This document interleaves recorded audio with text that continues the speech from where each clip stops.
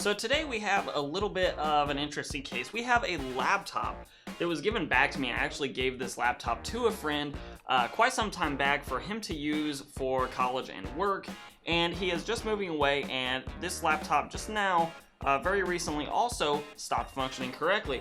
If you notice, on boot, it will go through the splash screen, but eventually comes to an error message. And that message says, default boot device missing or boot failed. Now, he said when he first started resetting this after it first stopped functioning in the first place, he heard some clicking and some spinning, and that was about it. So I suspect, especially with this error message, this is a hard drive failure, and I'm gonna attempt to replace that hard drive with a solid state drive and see if that fixes our problem.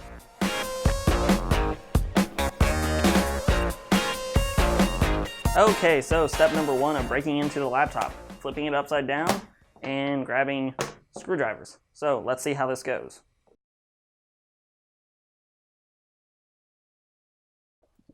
Oh, ow.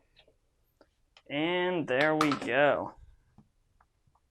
So we have here what looks like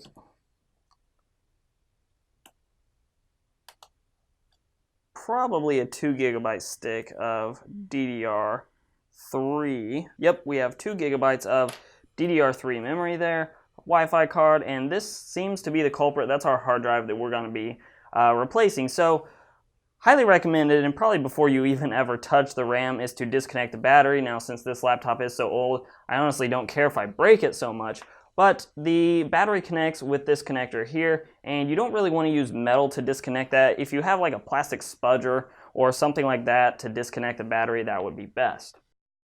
And with that, our battery is disconnected, and we should be ready to go with removing the hard drive. Now, this particular drive is sort of interesting in that we have this ribbon cable that we have to avoid breaking. So we need to disconnect that first, and then we can get access to the hard drive.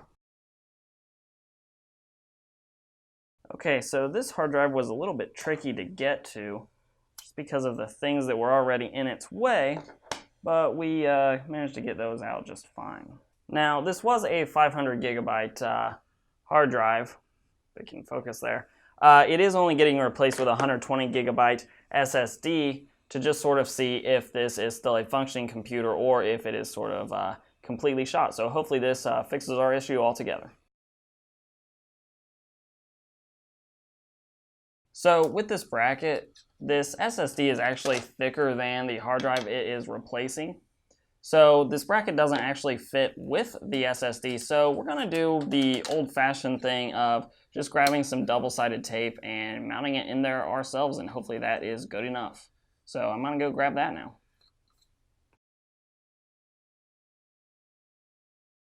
So the casing is actually even still too thick for this laptop in general, so I'm actually going to take these 4 screws off of the SSD itself and pull it out of its little aluminum casing and see how well that works. So I guess we're jerry-rigging this thing. So next with this, I'm actually going to put some electric tape down here so the metal doesn't short out the SSD in any way. And once that sort of padding is down, I'm just going to go ahead and drop the SSD right on top of it and attach it again with just a little bit of double-sided tape so that it just sort of stays put and doesn't wobble around inside the chassis.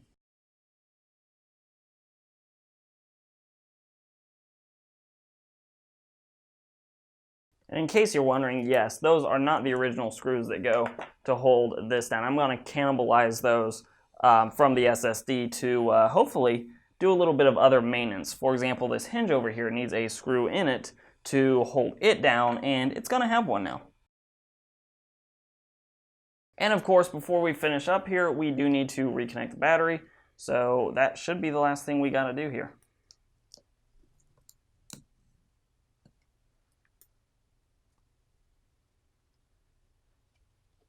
And with everything on there, all we got to do now is put these screws back in it, and hopefully this thing will boot up just fine.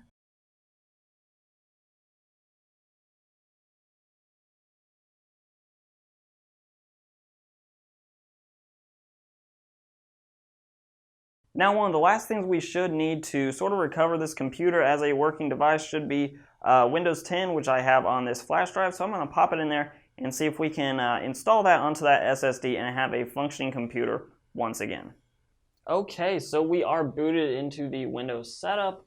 I should be able now to click Next and install this thing now. And so far we're getting, it is responsive, the trackpad works obviously, and the USB port works there. Now let's see, the real question will be whether it recognizes that SSD. Hopefully I didn't do anything there to break it and permanently destroy that SSD, because I would like to actually, be able to use that thing someday. And we do have a recognized disk drive here, so we're gonna go ahead and delete these partitions and just start completely over from scratch, which is probably the best practice here. And then we'll reinstall all the drivers and everything after the fact. For this, this particular laptop is an Aspire V5 with an AMD A6 processor in it, so definitely nothing overpowered, but we'll go ahead and let Windows just do its installation process.